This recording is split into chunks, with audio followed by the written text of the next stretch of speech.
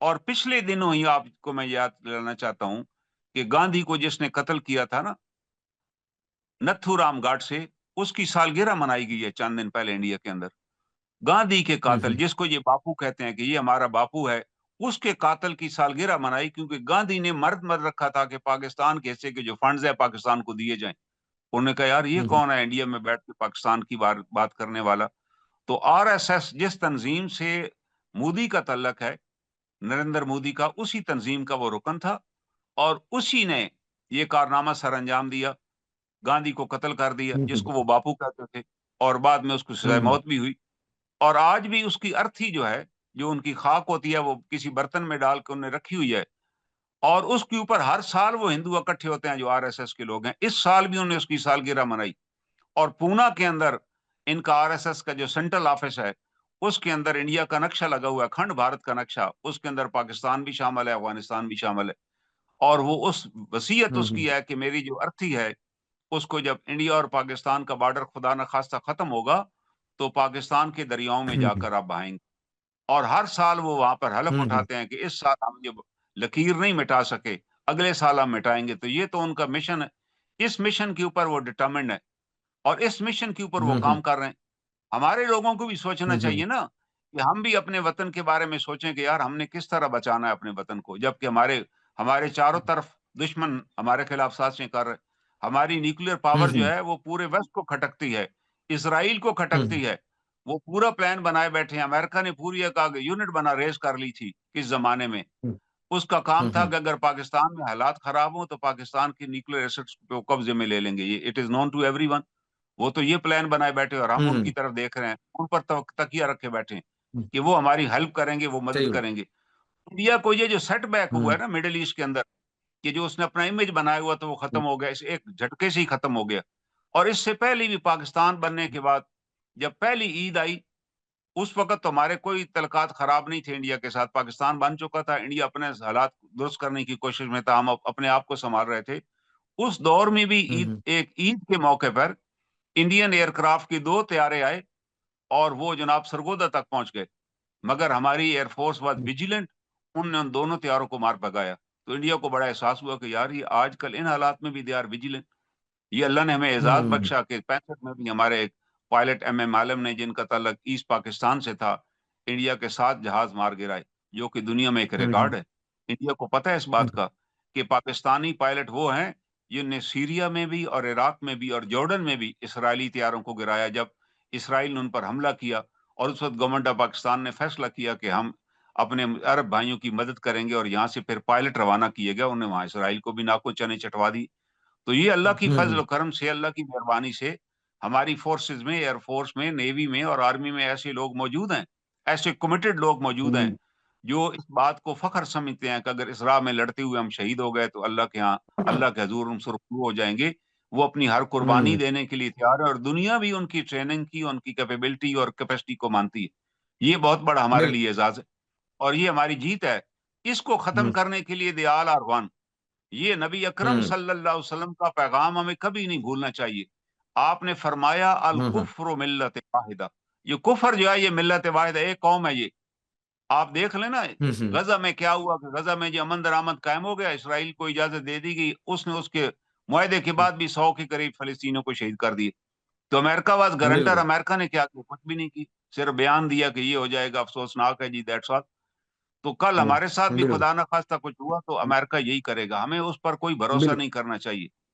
اور بالکل یہ بھی بالکل اللہ کے رسول صلی اللہ علیہ وسلم کی حدیث مبارکہ ہے کہ مومن ایک سوراخ سے دوسری دفعہ نہیں ڈسا جاتا، ہم بار بار ڈسے جا رہے ہیں۔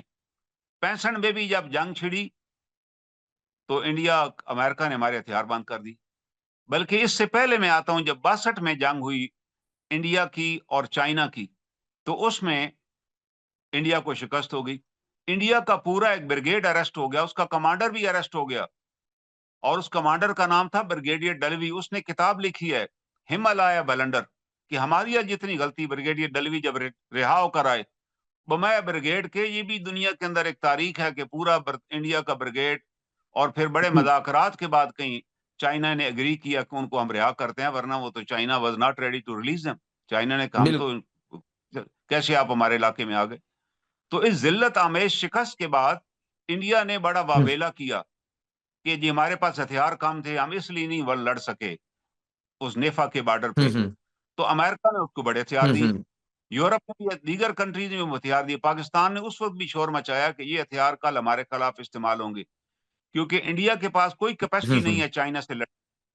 अमेरिका ने हमें असला दिया, फ्यूचर प्लानिंग ये थी कि रशिया को पाकिस्तान के जरिए हम रोकेंगे, और चाइना को और इंडिया को असला दिया कि चाइना को इंडिया के जरिए रोकेंगे। अल्लाह के फजल करम से हम तो कामयाब हो गए, रशिया टूट गया, यूएसएसआर एंडेड, और उसके नतीजे में कितनी मुसलमान रियासतों को आजादी नसीब हुई। लोग ऐसे कहते हैं वो जी हमने डॉलर लेके जंग ले, बात नहीं है। जनरल ज़िया-उल हक को ऑफर की अमेरिका ने कि हम आपको $80 मिलियन देंगे, जिमी कार्टर ने, ही रिजेक्टेड द ऑफर। उसने कहा इट इज द पीनट, हमें पीनट, हम खुद लड़ेंगे। एंड ही कंटिन्यूड द जिहाद। मुस्लिम कंट्रीज को इकट्ठा किया, अगर रशिया को हमने न रोका तो Russia will cross over Afghanistan and for the in the pursuit of hot waters, वो पाकिस्तान में भी दाखिल हो जाएगा, हमें रोकना उसे। उस वक्त तक यूएसएसआर की स्ट्रेटजी ये थी कि तमाम वो कहां से यूएसएसआर चला, और 1 महीने की मसाफत तक जितने कंट्रीज रास्ते में सारे उसने ऑब्जर्व कर ली, कब्जा कर लिया सबके ऊपर। किधर पोलैंड और किधर जनाब कितने कंट्रीज हैं रास्ते के अंदर जिसके ऊपर रशिया का कब्जा था, और ताजिकिस्तान, उज्बेकिस्तान, ये सारी उसकी स्टेट्स बन गई। लेकिन और हमारे पास तो उस वक्त कोई इमदाद नहीं थी, अमेरिकी इमदाद। अमेरिकी इमदाद तो ज़िया-उल हक ने रिजेक्ट कर दी कि मुझे 80 मिलियन ये पीनट नहीं चाहिए, वील कंटिन्यू द जिहाद। और जब पाकिस्तान ने रिजेक्ट की इमदाद, तो अमेरिका के अंदर एक बड़ा रिएक्शन हुआ जिमी कार्टर के खिलाफ कि यार तुम क्या कर रहे हो भाई, रशिया इज एडवांसिंग। और नेटो कंट्रीज ने भी कहा कि रशिया अगर इस तरह एडवांस करते करते वहां हॉट वाटर्स तक और अरेबियन गल्फ तक पहुंच गया तो फिर तुम्हारी तेल की सप्लाई रुक जाएगी। तो जिसका नतीजा ये निकला कि Jimmy Carter is the only prime minister president of America who could not get the second term. वो सेकंड टर्म का इलेक्शन न जीत सका, इलेक्शन हार गया, और रेगन बिकेम द प्रेसिडेंट। और रेगन को वोट इसलिए मिले थे because of his strong stance against Russia, कि हमने रशिया को रोकना है। तो जब रेगन प्रेसिडेंट बन गए तो फिर ही ऑफर्ड पाकिस्तान के आप जो चाहिए हम आपको देंगे, आप रशिया को रोकें। और पाकिस्तान ने फिर रुख किया, और अल्हम्दुलिल्लाह उसका नतीजा ये निकला, यूएसएसआर भी टूट गया, अफगानिस्तान के अंदर आजाद हुकूमत कायम हो गई। और उसके नतीजे में कितनी मुसलमान रियासतें, अज़रबैजान, ताजिकिस्तान, अज़रबैजान, ये वो तमाम रियासतें हैं जिनके साथ आज हमारे बिरादराना तल्कात हैं, उनको पता है कि उनको आज़ादी हमारे स्टैंड लेने की वजह से मिली, कि हमने उनके लिए जंग लड़ी, और हमने रशिया के नाकों चने चबाए, और यूएसआर टूटने के बाद इन तमाम मुसलमान रियासतों को आज़ादी मिल गई, आज वो आज़ाद हैं। और इसकी रिकग्निशन है कि इंडिया का एक ही बेस था बाहर जिस पर इंडिया ने बड़ा खर्चा किया हुआ था, और वो बेस भी इस ऑपरेशन बनियान और मरसूस के बाद उन्होंने फारग कर दिया कि जाएं जी आप यहाँ से जाएं, आप पे हमने क्या भरोसा करना, आपकी तो ये हालत है कि 3 दिन भी आप जंग न बर्दाश्त कर सकते। तो जो यूरोप ने असला दिया था इंडिया को, वो इंडिया ने 65 में हमारे खिलाफ इस्तेमाल किया, और पाकिस्तान ने मीडिया को दिखाया कि ये वो असला है जो चाइना के खिलाफ दिया गया था, कि चाइना के खिलाफ इस्तेमाल होगा, लेकिन इंडिया को पास इतनी करज ही नहीं है कि चाइना के सामने खड़ा भी हो सके। वो असला उसने हमारे खिलाफ इस्तेमाल किया, लेकिन अल्हम्दुलिल्लाह अल्लाह ने हमारी इज्जत रखी। और उस वक्त भी 65 की जंग में इंडिया ही को यूएनओ जाना पड़ा जंग रुकवाने के लिए, कि जंग रुकवाई जाए।